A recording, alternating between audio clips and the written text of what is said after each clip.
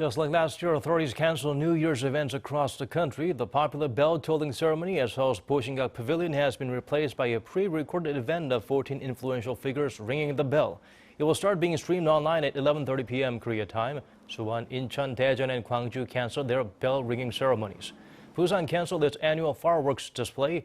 Popular tourist spots for viewing the first sunrise of the year will also be cordoned off. Many East Coast beaches and mountain peaks are turning away visitors. People who wish to see the first sunrise of 2022 can watch it live on the Korea National Park Service YouTube channel.